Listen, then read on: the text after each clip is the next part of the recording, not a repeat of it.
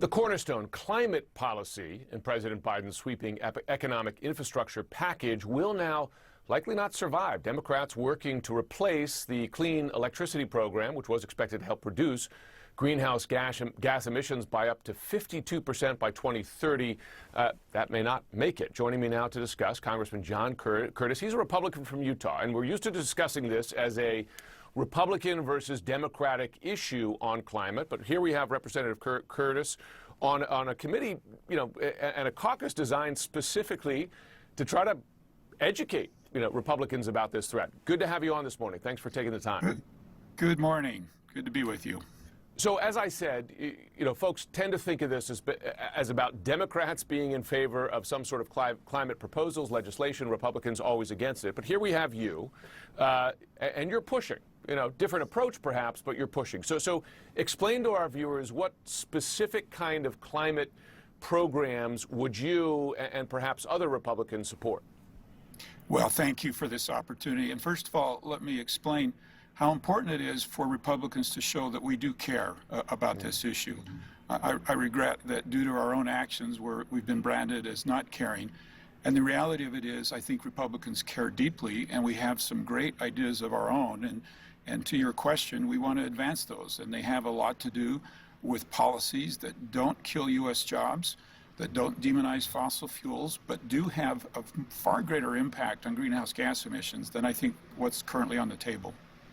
So folks at home might not know, you're from Utah. I mean, you're on the front lines of climate change, right? Because as the atmosphere warms, you get less snow in those Utah ski mountains, which is important for Utah's economy. So you're seeing it. You're seeing it firsthand. So tell us what those provisions are. I mean, for example, you look at taxing, right? The possibility of taxing emissions as opposed to other plans. So tell us how that would work, and do you have support on both sides of the aisle? Because right now, the climate proposals, they may not survive, the budget negotiations.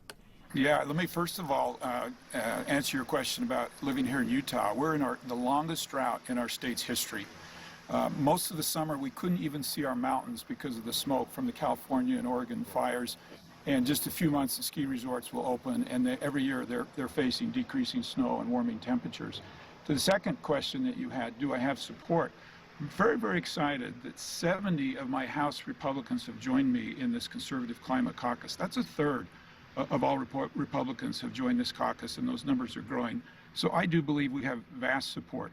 And as to your question as to our ideas, we think we have ideas that are winners. We think they advance the U.S. economy. They advance so many things that are good for the United States, and at the same time reduce those worldwide greenhouse gas emissions that we're all trying to focus on. The sad fact is, though, that there are many members of your party, but both voters but also lawmakers who just straight up don't buy climate change. I mean, the former Republican President Donald Trump stated out loud, denying the science here. And the irony is, of course, is that many red states, you look at Louisiana, right, or a Florida, are like Utah on the front lines of this, right? Rising sea levels, stronger storms, etc. How do you fight that disinformation within your own party? So, Jim, I'm not going to argue that we've done a terrible job of branding ourselves as caring about the environment and the climate. I give you that. But I believe, and I have a strong belief, that Republicans and conservatives care deeply about this planet and about this earth. And the whole purpose for this caucus is to show the world that we do, and that there are more of us that care than don't, and that we have good ideas. And we intend to get a seat at the climate table and be productive with our ideas, and productive in the dialogue. And let's face it, it's important that we do, because unless we can approach this from a bipartisan basis, we're not going to make the kind of progress we need to make. No question. And by the way, those deadlines are coming, right? The U.S. has made commitments. It's not clear that they're going to be able to meet those commitments. And meanwhile, some things are going in the wrong direction. I mean, the use of coal-fired power is actually on the rise for the first time since 2014, surge of 22% this year, in part because natural gas prices went up, so people going to coal. It's cheaper, but coal is way dirtier. As you know, I mean, we could talk about messaging all we want, but where's the action going to come from? Are there serious discussions between you and Democrats who hold the majority now in both chambers to do something? Listen, I think one of the mistakes we make in this debate is we don't realize and celebrate the successes that we've had. Let me point to the Energy Act of 2020, one of the largest bipartisan efforts on climate ever, and we hardly celebrated it. We reduced hydrofluorocarbons by 85% on a bipartisan basis. We invested vast amounts of money into R&D.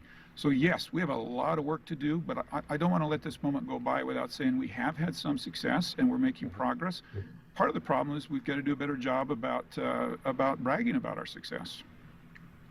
Would you vote? So Democrats now have their own problem, right, in terms of what they could get past Joe Manchin in terms of climate provisions. But if they come up with a plan as part of this budget, given your focus on this issue, would you vote yes?